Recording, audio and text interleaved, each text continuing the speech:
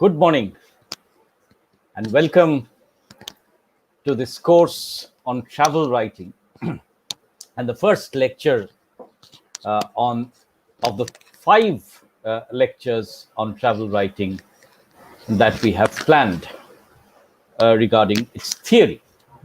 Now, we will, of course, begin by asking ourselves a few questions regarding travel writing. And let me sort of set them out one by one. The first is, how does one define travel writing as a genre? As you are, all of you, aware that travel writing is a notoriously difficult genre to pin down, with an essential quality of multiplicity. The second question that I'm going to ask is, why does one travel? So what are the kinds of travel that one engages in?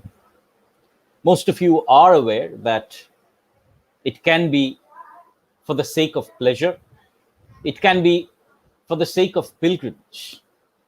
And therefore, there are essential differences between what one calls a traveler and the other, a tourist. So this is one of the questions that we shall take up. The third question that we shall take up is, what does travel mean? Is it just external travel into space or an internal travel into the self?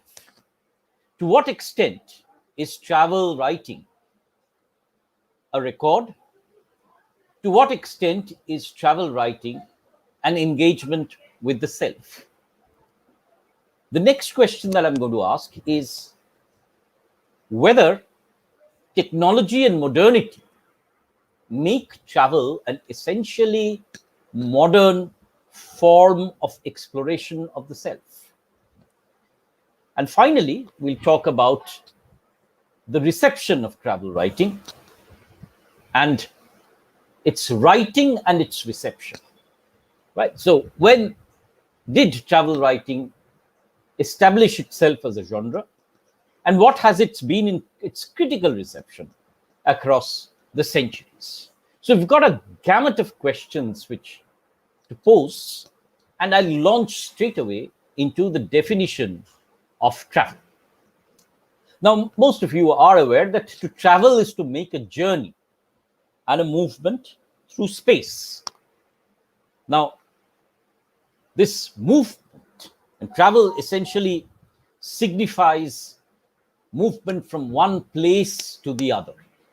Now, it can be internally, of course, but more or less all travel writing has meant this movement through space. And therefore, there is the immediate location of the traveler, the self of the traveler, and the place that one travels to. Now, what is the extent to which one travels? For example, as you will find your course outlining, that travel may be outside the country. So Rabindranath, when he moves to Europe, is moving into a different country, a different culture altogether. Travel might be within the country, right? So again, if you remember Rabindranath's poem, he says that I've seen the external world, but I've not stepped out and seen the blade of grass just beside my house. So which travel becomes important as a travel journey? Now, you will, of course, also understand that to travel is to meet essentially another. And therefore, travel is always associated with what we will call a negotiation with alterity, with otherness. Mary Louise Pratt, for example, will talk about this in terms of power. And she will talk about a contact zone in which travel writing essentially operates. But for Pratt, of course, it is a contact zone with asymmetrical power relations. I'll come to Pratt a little later on. Right. So all travel requires us, therefore, to negotiate a complex and sometimes unsettling interplay between alterity and identity, between difference and similarity. Right. So that is what travel as a trope invites us to do. Now, the second point that I would like to ask is, therefore, all writing about travel, is it travel writing? Right. So, say if I just write a scribble about my travel to the next local shop, will it be travel writing? If I draw a map, will it be travel writing? If I write a memoir, will it be travel writing? Does travel writing therefore become literary, or is it just a record? But before that, I would like you to understand that travel, although the urge to travel has been historically within man, and remember Daniel Defoe's original sin of displacement, in the sense that he always wants to leave his father's home and travel elsewhere. You will know this as the term wanderlust has always remained, inherent within man, and therefore trade and commerce has been one of the fundamental, ways in which travel has been initiated. But in pre-modern times, travel was, of course, not something which was greatly encouraged, and it was extremely difficult. Therefore, you'll remember that there were finite reasons for human beings wanting to travel. It might have been for migration from one fertile zone to another, or for hunting from one zone to another. That is primitive man. But in the medieval age, one traveled because of trade. So trade has been one of the fundamental impetus for travel, right? The other impetus for travel, of course, has been that of the pilgrimage. So traveling to historical and religious spots of interest for any particular religion has been part and parcel of every single culture. And this has provoked a lot of literature on travel. The pilgrimage literature is therefore a separate subgenre of travel writing. The third, of course, has been war, conquest. So, pre-modern times, you fundamentally had trade, religion, and military conquest as part of travel writing. And you'll find, even Homer's Odyssey, which would begin the Western, cult of travel, as it were, and its record. But you see, this, of course, did not give rise to travel writing as a genre as such. Travel writing as a genre comes up in a very big way and is given its particular definitions approximately around the 1970s, 80s, when a British journal, Granta, ran several themed special issues. And this was part and parcel of establishing travel writing as a popular literary form. And therefore, the travel writer as a specialized generic writer. Now, you might immediately counter me and say that, there were earlier travelers who wrote their narratives, one-offs, more or less. But the travel writer as a serious writer using a particular literary genre was popularized in the 1970s onwards. You have seen probably, say, somebody like Graham Greene in the 1930s writing novels as well as travel writing. But Graham Greene was not a travel writer in that sense of the term, established, who only wrote in this genre in the way that, say, Paul Theroux or Bruce Chatwin or Robin Davidson do. They used multiple forms, but travel writing as a specialized genre therefore comes up in the 1970s and the 80s. Now, also important, of course, is that travel writing in the medieval age and the pre-modern age was restricted merely to certain forms, like they say, for example, by foot or by horseback or even by ship. But once, you see, the railway and the motor car arrives, travel writing, as it were, becomes integrally associated with human activity. Now, cosmopolitanism, globalization were all predominant even before this. Once ships started plying across continents, cosmopolitanism did emerge. But cosmopolitanism emerges with all its force, and travel emerges with all its vivacity, as it were, during the age of modernity, with the advent first of the railways, which makes, reduces distances very rapidly, and then, of course, by the airplane. So, at the end of the 19th and the beginning of the 20th century, we witness travel exploding. Now, also remember that this is the time when the first travel agency, Thomas Cook, comes into play. Also remember that this is the 19th century is also the time when the Suez Canal is opened, and therefore distances between the continents, which erstwhile took longer and perilous sea journeys to make, suddenly was reduced. So by the 19th century, we suddenly see an immense thrust towards travel. And of course, you will understand that this also coincides with the heydays of empire and the movement of goods. Therefore, this is the point where tourism starts to develop phenomenally. Now, once I've used that word, what is the difference between a travel writer and a tourist? A traveler is essentially seen as somebody who engages himself in his attempt to know or to define the other. Therefore, he's engaged with of the place.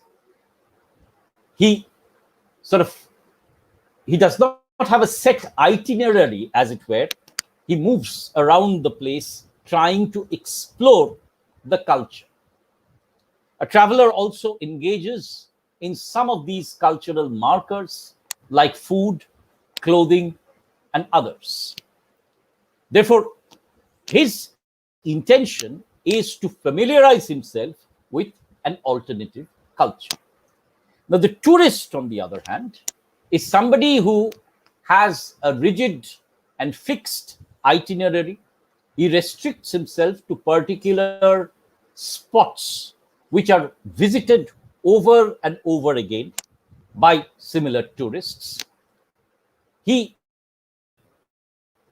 does not engage in any real interaction with the other apart from gazing on it. So his self remains by and large non-negotiation, in a state of non-negotiation with the culture of the place. He follows his own dress and his own code of food, and therefore the cultural interaction that a traveler, say in the way that Huan Sang did, does not take place once he becomes a tourist. So this is the essential difference between the traveler and the tourist. Now, therefore, let me come back to the root question once I've talked about the various sub kinds of travel. Now, also, I should have made a few things clear that while in the pre-modern age, one went for trade, pilgrimage, or conquest, with the rise of the 18th century onwards, or the Renaissance and the 18th century onwards, knowing and exploring the world becomes the motive in travel writing. So we will find exploration narratives. Now, you'll remember that 1600 is the East India Company, the beginnings of colonialism, and from this point onwards, explorations are also forays for gathering knowledge. And this entire project of gathering and consolidating knowledge goes way into the 19th century. especially in the voyages and explorations that are made in terms of, say, bringing back botanical resources, in terms of opening new markets for colonialism. So voyaging narratives, exploratory narratives become crucial. Till, say, around the turn of the century in 1800, Edmund Burke will write that the whole map of mankind is now open before us.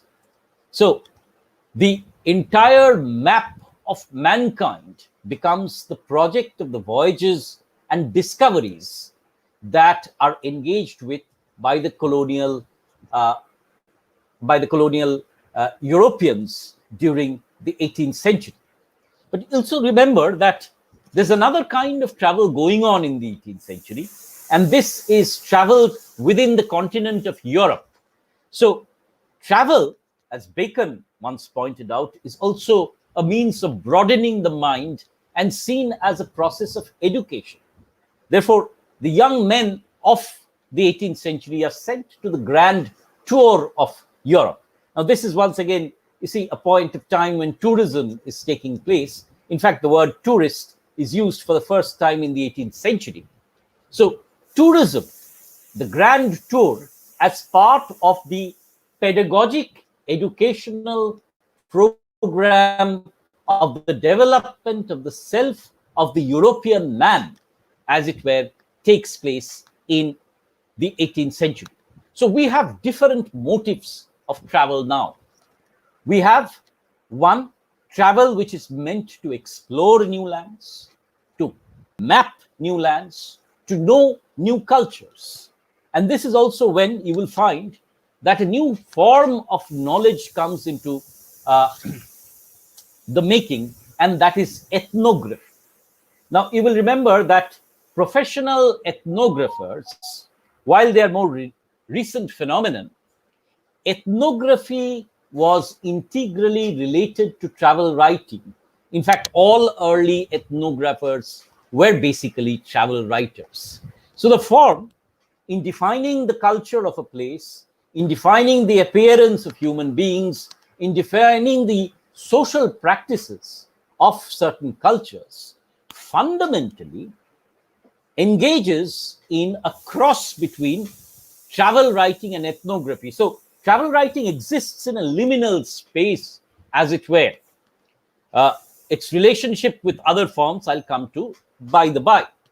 But ethnography becomes important in the exploratory travel writings. And this is where it is closely associated with the politics of travel, and therefore the entire purpose of empire. So exploration, conquest, pilgrimage, trade. And of course, once again, during the 18th century onwards, you also have another kind of travel taking place, and that is the travel for religious expansion, what we will call the traveling missionaries, who travel to spread their religion across the continents. So another form of travel with its own political implications comes up at the turn of the century, and therefore once modernity, European modernity, starts to establish itself, it rapidly tries to come across new space and aggressively conquer these spaces, as it were, through the dual acts of exploration, empire, and missionary activities. So this is the question then of, why travel? Of course, there have been, travelers who've traveled just purely for the sake of traveling. And, in fact, religious travelers, of course, have been also, part of the Indian tradition also. You remember Tirthankar, for example, Atish Dipankar, traveling to Tibet to spread the Buddhist religion. But these are the interests of travel that I would talk about, and the difference between traveling and tourism. Now, also the question of the interior self of the travel writer. Now, This will bring me to the question of the genre. Now, the term travel writing has been very loose and has sort of invoked a wide range of material, right? So, travel writing, as Jonathan Rabin once points out, is a notoriously raffish open houses where different genres are likely to end up in the same space. What are these genres? It can accommodate, say, the private diary or the journal, the essay, the short story, the prose poem, the rough note, the polished table talk. So, it can be political commentary, it can be the picaresque narrative, it can be the ecological parable, it can be the spiritual quest, it can also be the personal memoir. Therefore, travel writing is essentially defined as a hybrid genre that straddles categories and disciplines, that exists in a liminal space in many senses of the term. Right. Therefore, how does one define travel writing? Say, will you define a map as a travel writing? Will you define a novel about travel as travel writing? Will you define, say, for example, a guidebook on, say, Kolkata as a travel writing? So these are some of the questions that confront us. How does one define travel writing? Now, I'll use one theorization popularized by Paul Fussell. Fussell talks about, his book is titled Abroad, British Literary Traveling Between the Wars. This was published in 1980 and remains probably the first really definitive book on travel writing, as it were, as a separate form. Now, Fussell makes an important differentiation for travel writing and classifies it as literature. He calls it travel literature. And he distinguishes the proper travel book, proper within quotes, from other travel related texts, such as the exploration account and the guidebook. Fussell argues that just as tourism is not travel, the guidebook is not the travel book. So Fussell is making a distinction between tourism and travel, and between the travel book and the guidebook. So what he says is that the proper travel book is a record of an actual travel into space made by a narrator whose self undergoes a process of transformation and subjectively engages with the attention of the reader. Therefore, Fussell is claiming a literary validity by, one, a constant reference to actuality. So, travel writing is defined by a constant representation of actuality, reference to actuality. Secondly, travel writing is also engaged with the personal experience of the author, right? Unlike the travel book or the guidebook, which is purely for an utilitarian purpose and does not have any narratorial presence. Now, the third thing that Fussell suggests is that the agenda of a travel book cannot be merely functional or practical. The travel book proper, according to Fussell, must express the author's distinctive sensibility and a separate and identifiable literary style. And that is why Fussell prefers first-person accounts of travels with its literary merit. So, what has Fussell characterized as proper travel writing? According to him, travel writing must have its reference to actuality, and therefore, it is a kind of a witness and is genetically aimed as the truth. That's quotes from Fussell. So, travel book is a kind of a witness and genetically aimed at the truth. It refers to some form of actual travel that has taken place. That's point number one, according to Fussell.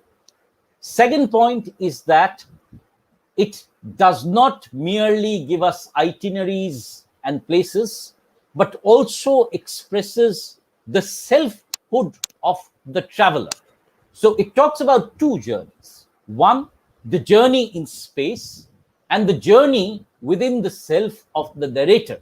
So it is subjective interpretation, description, and the sensibility of the traveler that becomes crucial in travel writing.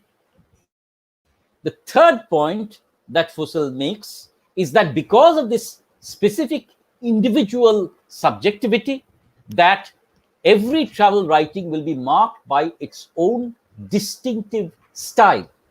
And fourthly, Fussell makes the point that travel writing, in this sense of the term, therefore has a literary merit rather than mere description of space. Therefore, the fifth point, again, because of all these 4 points, is that Fussell suggests that the travel writer or the travel narrative will therefore provoke a certain narrative pleasure within the reader. Now, this leads me to this question. Why do you read a travel book? You might read it for an utilitarian purpose. Let me sort of give you an example. When we went to Rome, for example, I spent 10 euros buying a travel guide. So it told me which are the places to go to, which are the bus routes, what is the map, what are the things I would look at, what to avoid, what not to do. Right. So purely functional guidebook. Fussell says this is not travel writing. Fussell says only when you have an account of Rome by a particular author, told in a particular sensibility, and meant to generate a certain pleasure within me, right, of reading that place and imaginatively knowing that place and providing me with pleasure rather than profit, that a travel book is a travel book. So in that sense, Fussell's literary travel book is meant to create a new pleasure, new adventures, new experiences, and interesting stories. So Fussell is almost arguing, like North Fry, that the travel book can be understood as a kind of a displaced quest romance. In that sense, somebody is on a quest to understand the unknown. So another realm which is marked by difference with the travel writer. Why is it displaced? In the sense that the romance, the fantastic aspect of the romance is replaced by the actualities of geographical travel. Therefore, this is what is Fussell's argument about the travel book. But obviously, you see that this then cuts off a lot of travel writing altogether from the ambit of travel writing itself. Therefore, you can also suggest that all travel writing cannot be literary. There's travel writing which is very humorous as well, which, say, take something like Sterne's Tristram Shandy, very, very personal, very sort of marked by his own sensibility, yet it ruthlessly makes the fun of the act of traveling whatsoever, right? So it's a non-serious, as it were. Many of these travel writers have written elaborate travel writings which have proved to be perfectly hoaxes, right? So Is that then literary? That is literary. But is that travel writing? Fussell will argue, no, that is not, because it does not refer to actuality. Right.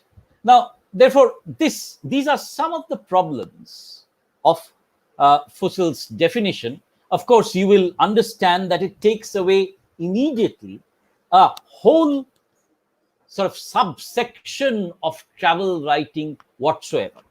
Take, for example, pilgrimage narratives.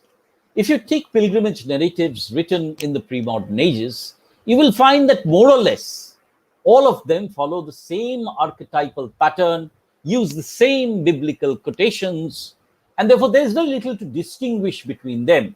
The selfhood of the pilgrim never filters through. So will we consider these pilgrim narratives travel narratives? Fussell says no. So these are some of the problems of Fussell's travel narratives. So what is therefore an alternative, to Fussell's description? Now, a broader definition of travel narrative is offered by Zweder von Martels, for example, when Martels argues that travel writing can embrace material ranging from guidebooks, itineraries, routes, and also experiences abroad.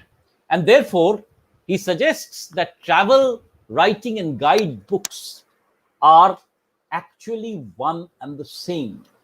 Right? So he says that travel writing is a broader genre that must involve all documents related to travel.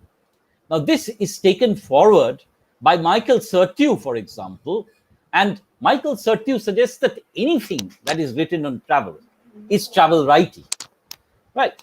Therefore, the other theorist, Bourne, for example, he suggests that travel writing does not have to be literary. It can equally be, very utilitarian literature. In certain cases, critics have argued that even visual representations of travel, like maps, for example, right, pictures, for example, these also should be taken as travel writing in itself. And therefore, I come back to that definition by Michael de Surteau, who suggests that every story is a travel story, and that the act of writing itself is a form of travel, and that travel itself is always leads us to other problems as well. So let us take, say, for example, a text which we've recently studied, Robinson Crusoe. Now, Robinson Crusoe is based, as you know, on Dampier's travels and Knox's travels, which were actually travel records in the exploratory mode. Now, Defoe carves out of them a story about travel and survival, which is fictional. Right? So what will we call this? Will we call this a novel, or will we call this a travel book? If we are to go by Michel de Surteau, then all forms of writing, wherever there is travel, will be travel writing. Right? So, and travel writing can therefore be blatantly fictional as well. Now, therefore, these are some of the problems that I want to raise before you, that what constitutes travel writing. I would say, to bring these together, I would say that travel writing is a notoriously difficult, liminal kind of a writing. It exists on the frontiers between fact and fiction. Now, in my next discussion, of course, subsequently, we will talk about what, or to what extent is travel writing always real. Fussell, for example, will suggest that it has to be real. It has to refer to actuality. Surteau, for example, will suggest anything that talks about travel is travel writing. Therefore, the question of fact of fiction does not occur at all in travel writing.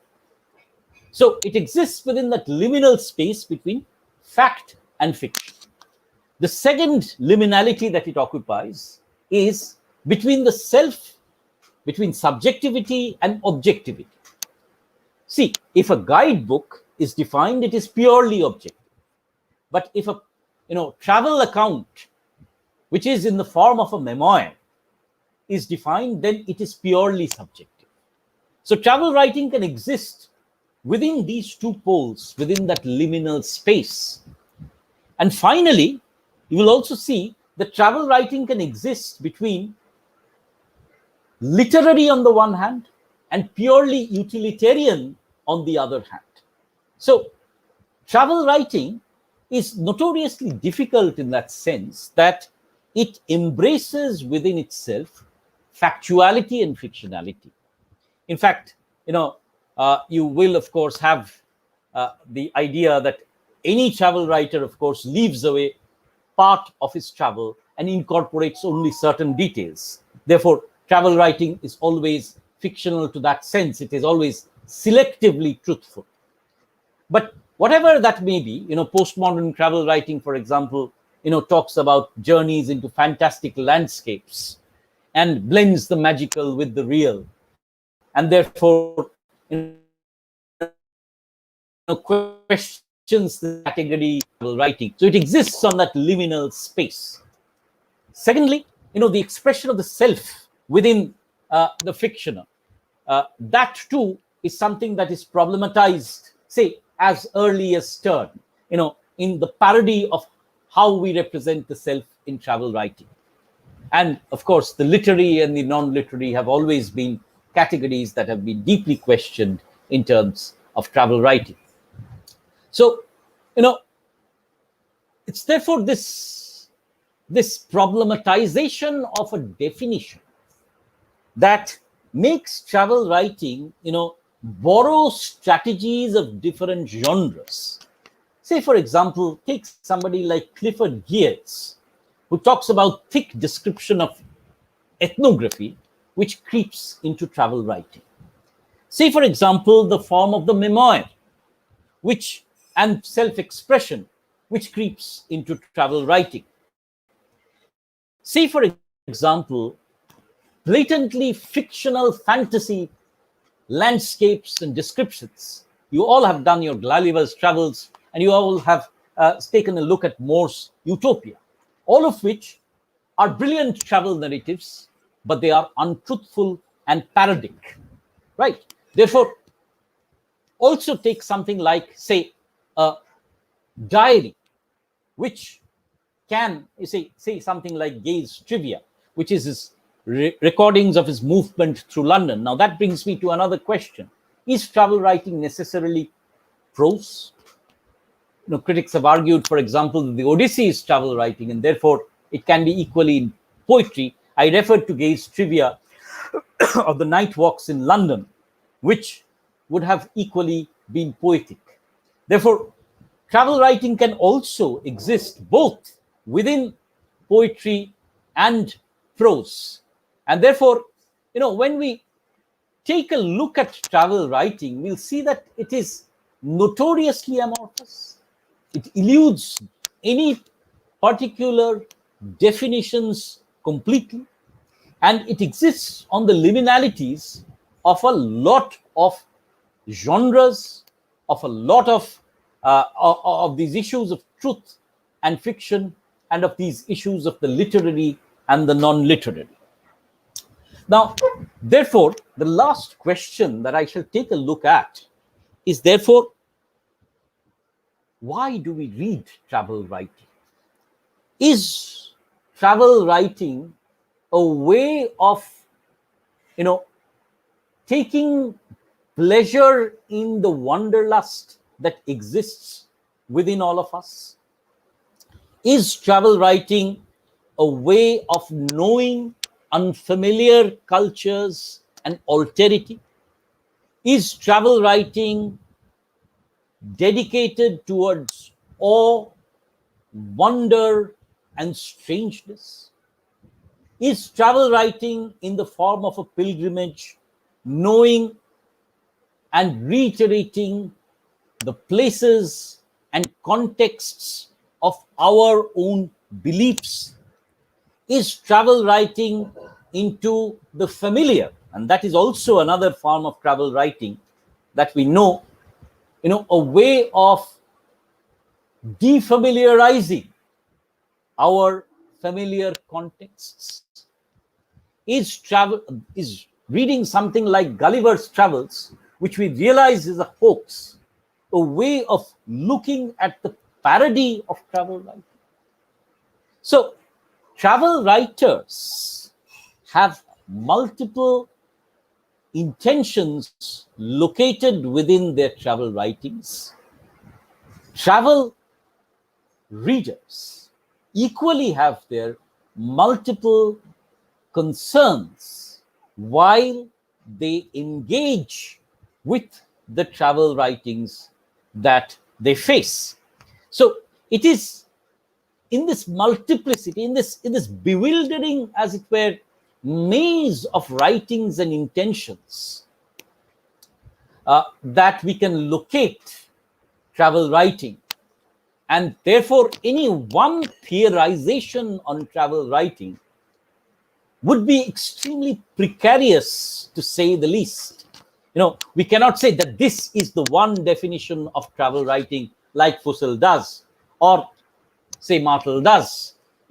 Travel writing embraces this multiplicity and these differences within itself. Now, a word of caution before I leap into the question answers that you have posited, that you see, all these are primarily Western theorizations of travel writing, right? These are Western theorizations, and Western theorizations have very deeply been implicated with the politics of travel writing, which will be part and parcel of my lecture later on, as to what is the ideological ramification of travel writing, and especially its relationship with the empire. But when we come to specifically Indian contexts, we need to understand our own theorizations of travel writing as well. Now, the travel word that we use for our act of traveling is, bhromon. And I will argue in one specific class that you see that for the Hindu especially, traveling to an external land by crossing the Kalapani would actually be prohibited in the sense of a bhrom or a mistake, right? Therefore, Indian travel writing has specific and very certain specific, ways of response. See, you have the Mongol Kabbos, for example. You have the narrative of Chand Saudagar, for example, where travel is sanctioned because of trade. Travel is sanctioned because of pilgrimage. But even then, the pilgrimage is that very strange sight where, there is a lot of permissibility allowed.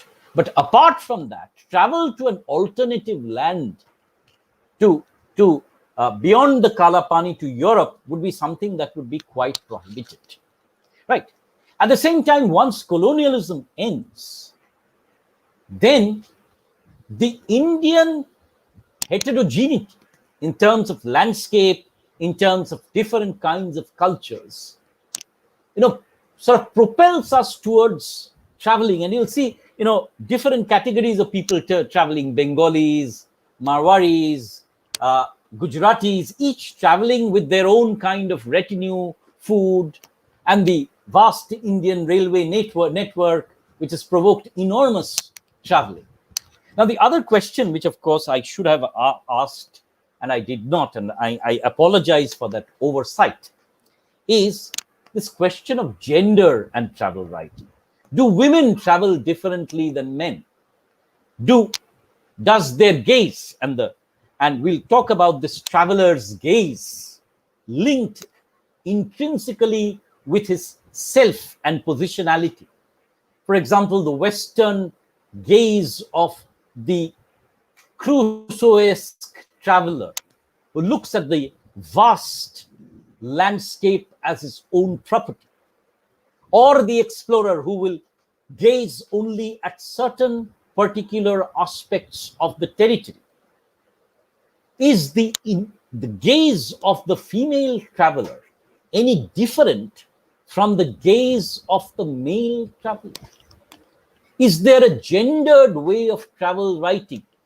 Do women choose to write about certain specific things? Let me, for example, give you the instance of Mary Wortley Montagu, once again, an 18th century traveler who travels to Turkey and Constantinople. And she's the first woman traveler to write about the harem, specifically because as a woman, she has access to these particular spaces. Or take the example of Bengali women travelers who often accompanied their husbands and talked about the houses, the household women of England, rather than the public life that the male travelers saw. Is the language of the travel writers who are women different? These are questions which we need to ask, and we will ask them in our theoretical debates. I will devote one specific session on Indian travel writing and its development to see how, from reluctant travelers in the colonial age, India has exploded into a land of compulsive travelers, so much so that our own tourism industry overtakes almost a third of the global tourism interest. Right. So what has modernity brought into Indian travel writing is something that we shall take up in due course. So the themes that I've discussed today have included definitions of travel writing, motivations of travel, the difference between the traveler and the tourist, travel writing and its ideologies, travel writing and its genders, travel writing and its receptions. But the most important point that we've come across, and we've sort of grudgingly have had to admit, that travel writing is that like that eel that somehow slips out of your hand always. Very problematic category. So the next time you go to a bookshop, hopefully that will be sometime soon with the virus gone, go to the section which is titled Travel in that bookshop and see what are the different varieties of books that you have. You might pick up a Morutirtho Hinglaj, for example. You might pick up something like Bharater Tirtho, for example. You might equally take up Tibbote 30 Bochor, for example. Or you might take up something like Shantiniketanir Drushtobhostham, the places to visit at Shantiniketan. It is this flexibility of travel writing in terms of its genre, in terms of its reception, in terms of its format and genre, that makes it very difficult to define it. Right. So these are some of the questions, issues that I've raised, and I'd like to take some of your questions now. Shamarpon, for example, writes, where can Gulliver's travel be placed with respect to travel writing as a genre? I would argue that Gulliver's travels falls within the parody of travel writing. Swift is, of course, laying open the motivations for traveling in the 18th century, especially with relationship with nature, the conventions. And I will talk about this in the next class when we talked about the issue of factuality in travel. What exactly the 18th century travel writer was supposed to see was, dictated, as it were, by the Royal Society. And Swift is making, parodying that entire form and revealing the interior ideology of travel that the 18th century went into. So Shamarpon, I would place that in the genre of parody. And this parody, this entire question of the parody of the form has filtered down through the 19th century to the postmodern travel writers as well, where very often You see, parodies, travel writing has engaged in both pastiches, you know, taking up earlier travel texts and questioning them, and parodying, where you actually travel into fantastic landscapes, and these sort of expose some of our very deep-rooted prejudices about travel. Boyjanto asks me, did projects like colonialism, imperialism, and capitalism help usher the genre of travel writing on a global level? Absolutely. You see, uh, you know, for the first time with colonialism, you actually have rampant travel for exploration with particular ideologies. Now, initially, colonialism does not uh, lead to imperialism all of a sudden. There's almost a hiatus of of 100 years before this entire colonial project takes on its imperial shape. Of course, capitalism is the root driver of the sort of urge to travel for trade. You will remember that prior to capitalist enterprise, prior to capitalist modernity, travel in itself is extremely restricted. But Boyjanto, I will talk about this issue when I talk about the ideology of travel in far greater detail. Now, Olupam asks me, can we judge Defoe's Robinson Crusoe as a historical documented travel writing? You see, if you sort of agree with Serthew and you agree that all writing about travel is travel writing, then Robinson Crusoe is, yes, it is travel writing. But if you are on the side of Paul Fussell and you argue that travel writing actually refers to some actual referent taking place in one actual travel writer, then no, Robinson Crusoe is fictional, and therefore it cannot be taken as travel writing. It rather, falls within the zone of the novel. You see, when I talked in the 18th century, if you remember, about novels as factual fictions, and this entire category of prose narrative as somehow, intermixing the categories of fact and fiction, you will understand where Robinson Crusoe can be placed. Now, Shamarpon once again asks whether Fussell's theory of travel writing has to be autobiographical. Fussell, of course, sees travel writing as a specific form or associated with the form of the memoir. So, yes, in that sense of the term, Fussell will argue that the presence of the subjective makes travel writing primarily autobiographical.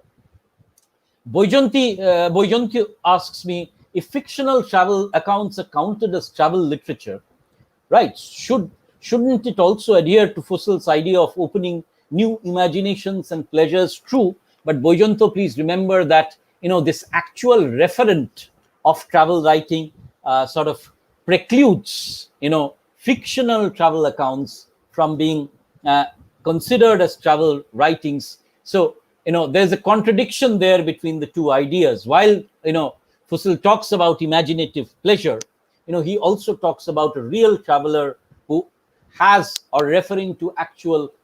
referring to actual travel lands. Therefore, there it becomes fictional. Rupsha asks me that during the partition of Bengal, several people traveled from East Bengal to India as refugees. And this is a very good question, Rupsha, actually. I thank you for bringing that in, because you see, this question of migration has been at the heart of travel also. You see, not only these travelogues, partition travelogues, but say, for example, the entire slave narrative.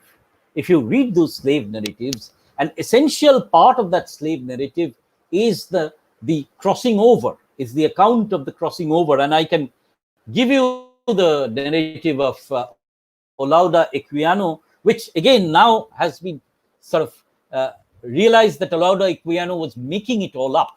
But this account of the crossing the Atlantic, the account of, say, the Indian diasporic migrant laborers who went across to the sugarcane plantations, their narratives on the ship and of settling down, the narratives of the partition, of crossing over the border and settling down, these all are travel narratives, and they should be considered as travel narratives also. And therefore, diasporic literature has integrated travel writing within itself in a very big way. But you see, where this differs from travel writing as such is that travel is only part and parcel of these travel narratives. The settling down into an alternative land, building up a colony there, or building up the story of survival there becomes more important.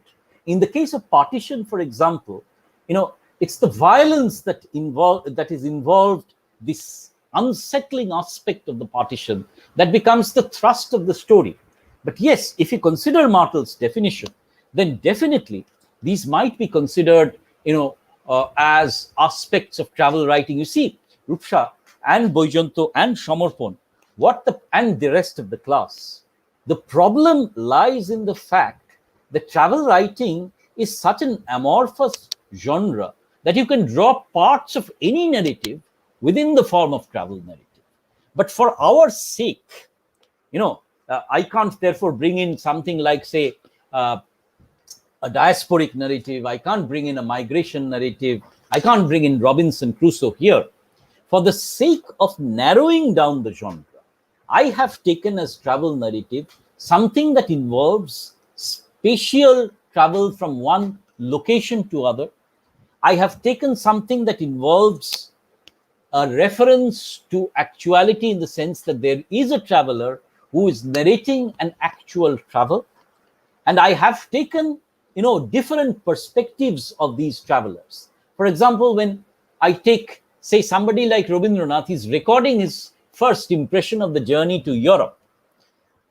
Then again, Ruskin Bond, say, for example, is somebody who's not exactly part of the Hindu traveler canon, but who is somebody who's an Indian who is taking a different look at the ecology and the religion involved within the travel writing in All Roads Lead to the Ganga. And I've actually taken a metropolitan travel writer like, say, Vishwanath Ghosh, who is looking at the act of living and traveling within these small towns of India. So for my sake, for the sake of, managing the syllabus, I have taken an operative, selection of travel narratives where there is a reference to actuality, where there is a travel narrator who's very often writing in the first person, not very often, almost in all these cases, writing in the first person.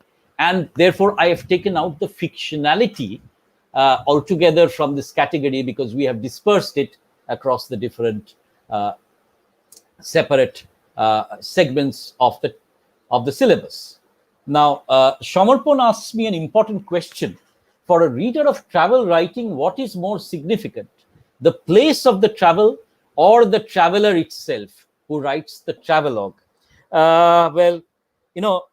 Once upon a time, I did a paper on Tirtho, on pilgrimage.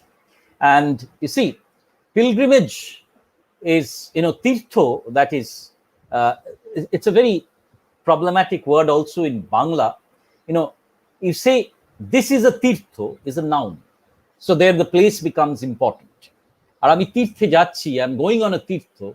Tirtho becomes, as it were, a verb. And therefore, the act of traveling becomes important and the traveler becomes important. I would suggest that both of them have equal importance in the text. The place that is being visited, and also the self who is visiting the place. The place because it marks some kind of alterity, some kind of interest. And the self because it can explore this element of interest through its own subjective personality, and thereby adds to the reader's pleasure. You see, if it is the place, then the guidebook becomes the ideal travel narrative, right? Boijanto once again pops up with another question. Does a detailed account of a place of travel without too much personal insight count as travel literature? Boijanto, once again, I leave this definition to you as to what you will accept. But for me personally, I would say, until and unless there is a certain encroachment of the self, there's a certain presence of the self, the travel writing becomes purely something of a function, whereas if you considering it for reading pleasure, then just a detailed account of a place does not matter. However, this is not to say that a guidebook is not travel writing. It is a valid travel writing. It's only the pleasure content of that travel writing that matters differently from a travel book to a text that is that involves personality. And Shogoto asks me, in Defoe's Small Flanders, the central character journeys from one place to another in order to survive. Is her journey a kind of a travel narrative? Uh, of course, it is a travel narrative. But once again, you see, because of the considerations for which I could not accept Robinson Crusoe as a pure travel narrative, because of its fictionality, because of the impressions that Moll has, therefore, you know, it is, I would rather classify it in the form of the novel. But the interest in travel, if you using it in the sense Michel de Certeau uses it, it is a narrative of travel and therefore a travel narrative. But let me reiterate once again, for the sake of my syllabus, for the sake of presenting to you the different perspectives of travel, right? It is therefore that the self who is traveling becomes crucially important within travel narrative, right? That is my interpretation through which I am looking at the syllabus.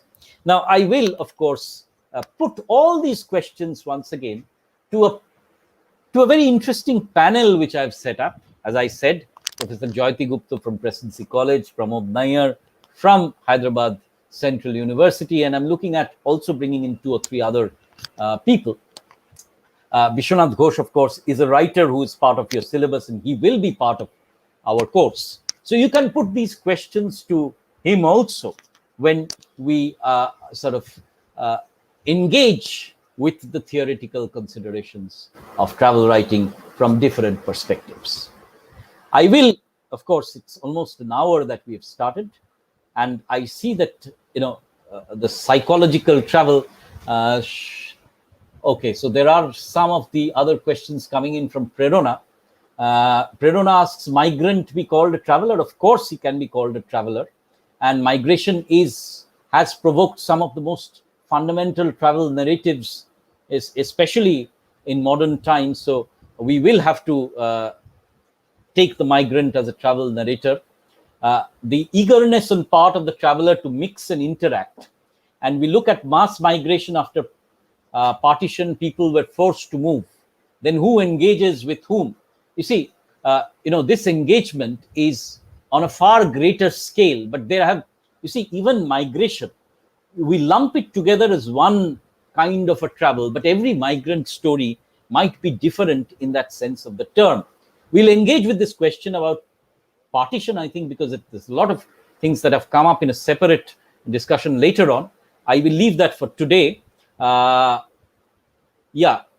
has an interesting point when he says that the definition of travel writing depends on the purpose of the travel reader.